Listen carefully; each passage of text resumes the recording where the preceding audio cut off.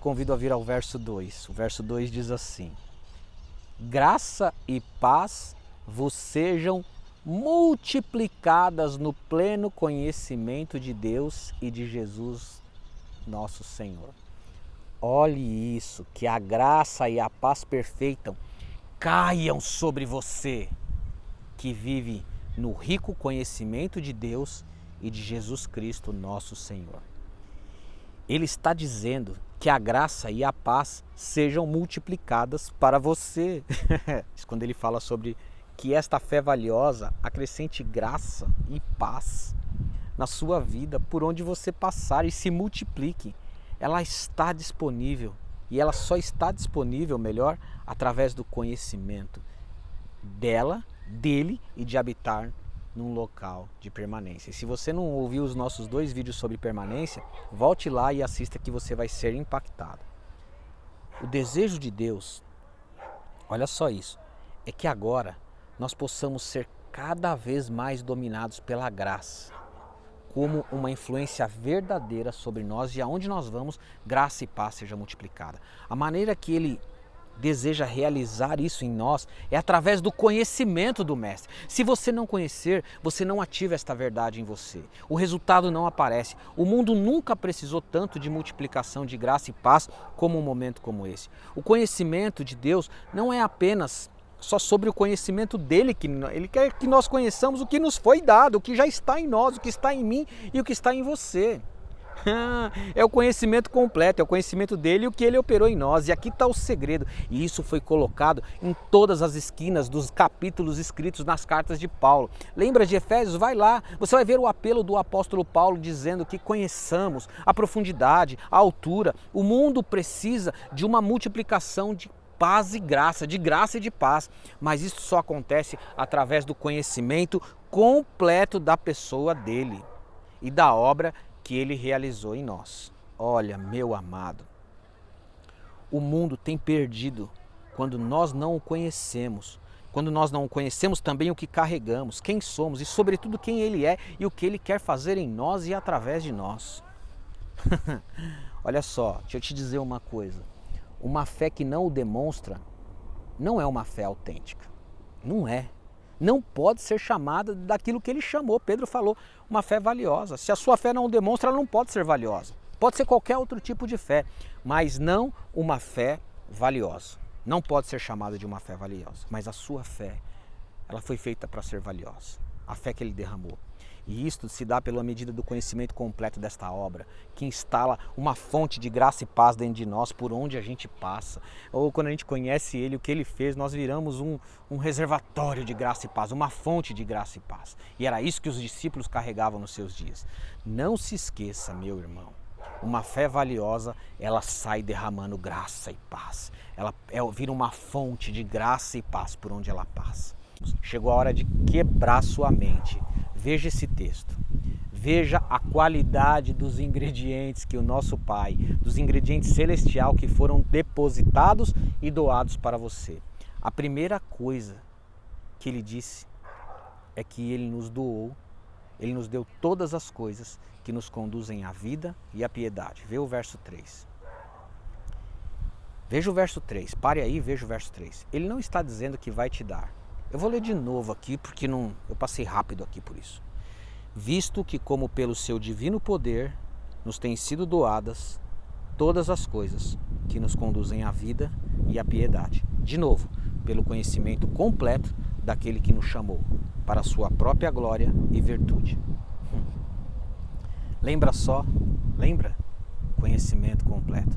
Deus não vai fazer nenhuma coisa mais nessa terra, além daquela que ela já fez. Eu falei isso lá atrás. Sua cruz, morte e ressurreição já entregou o pacote completo. Lembra disso? Falei há pouco atrás. Ele já te deu. Está no passado. Já foi dado. Pare de pedir o que você já tem. Não faz sentido. Não faz sentido você pedir uma coisa que ele já te deu, meu amado. Não é ganhar o que está faltando. É muito antes. Não está faltando nada. É conhecer o que ele já te deu. Ô Jesus, o que já foi dado só faz efeito se for conhecido. Infelizmente, meus irmãos, muitas pessoas não conhecem a palavra de Deus e não permanecem nela. Como é que elas vão saber disto? Como é que elas vão saber disso? As pessoas estão perdendo tempo ensinando sobre comportamento. E ensinar sobre comportamento não leva o homem a descobrir o que Deus fez, e o que Deus deu a ele. Deus não quer receber nada do homem que não tenha sido lhe doado dos céus. O que Deus vai usar em nós é o que Ele deu para nós. O texto que lemos fala de um conhecimento completo. Está no verso 2 e enfatizado no verso 3.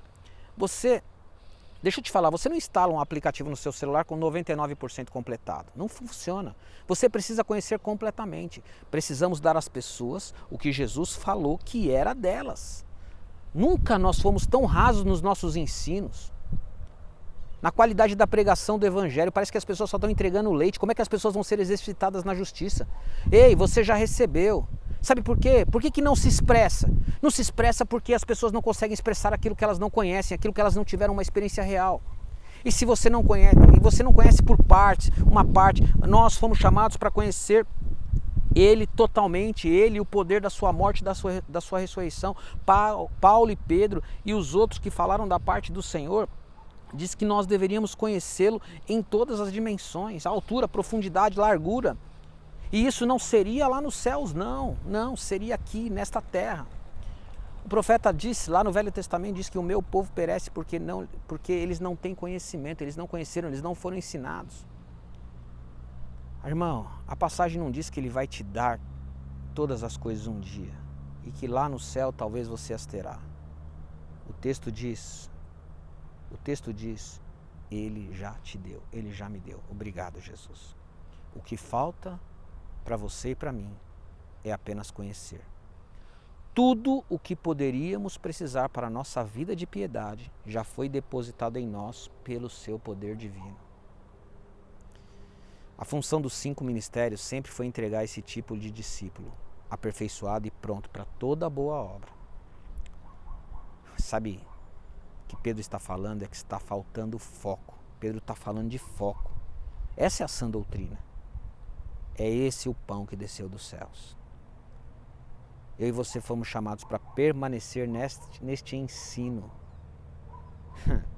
Deus nunca planejou nos revelar coisas para que esse mundo sucumbisse e ficasse à mercê das circunstâncias. Se Ele enviou uma revelação é para nós caminharmos nela. Ele revelou todas essas coisas para que a sua vontade fosse feita aqui na terra como ela é feita nos céus.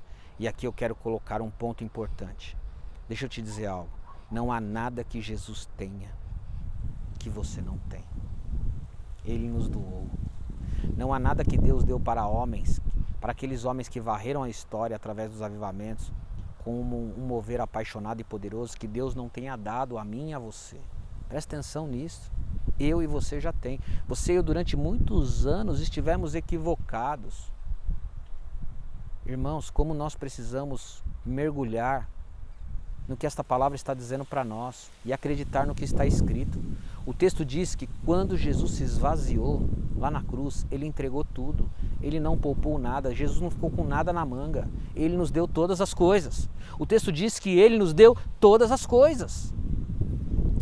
Sabe, irmãos, eu creio num despertamento sobre a igreja. Eu creio, mas a igreja jamais será santa e gloriosa sem esse conhecimento desta realidade.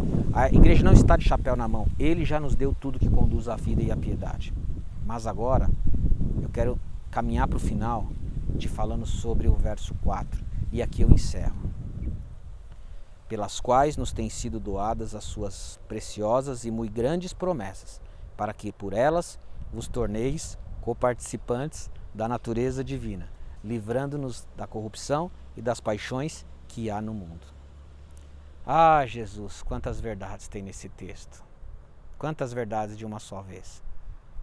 Ah, vamos ver como que são as promessas que Ele deu. Muito grandes e preciosas promessas. Elas são magníficas. Ela é igual a fé, valiosa, não está acima de todo preço. Você não pode comprá-la.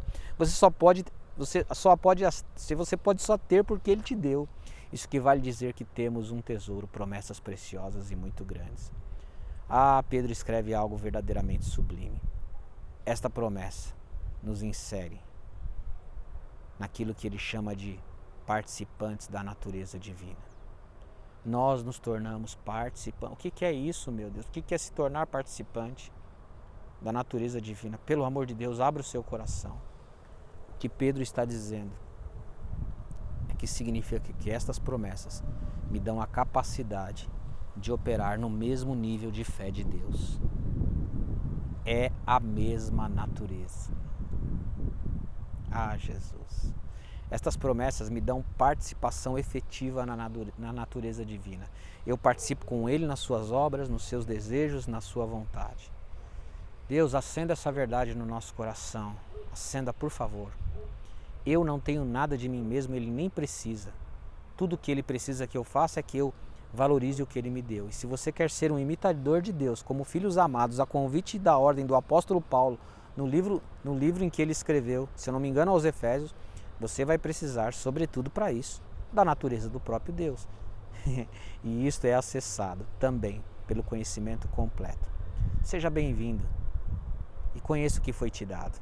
Veja o que Deus deu a você. O que John D. Lake tinha foi dado a você. O que Smith Wigglesworth tinha, ele deu a você. O que Randy Clark tinha, ele deu a você. Todos os generais do avivamento, o que eles tiveram, Deus deu a você. O que Jesus tinha, foi dado a você. Estou repetindo, irmãos. Não tem nada que esses homens tiveram que o texto que Pedro escreveu diga que você não tem. A diferença é que eles mergulharam nesta revelação. Eles decidiram conhecer isso na sua totalidade. E sabe, foi isso que fez deles quem eles foram. Foi exatamente neste lugar de permanência que aqueles homens desejaram habitar, e este é o convite para mim e para você. Presta atenção. Estas coisas não são acessadas pelo conhecimento intelectual. O que eu acabei de falar com você, meu irmão, é a palavra, é a verdade da palavra de Deus. E eu encerro com isso. Ninguém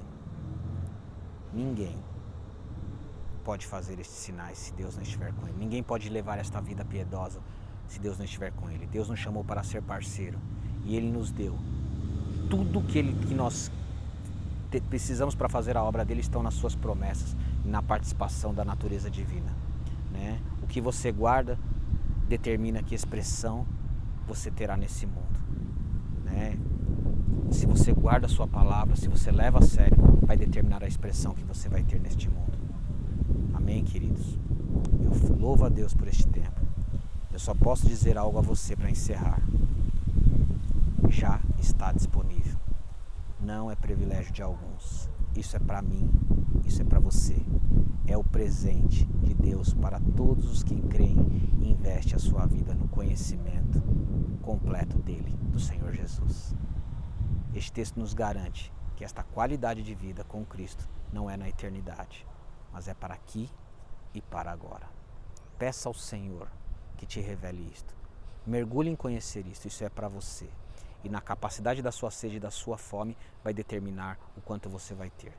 Isto tudo só é possível porque Jesus já nos deu.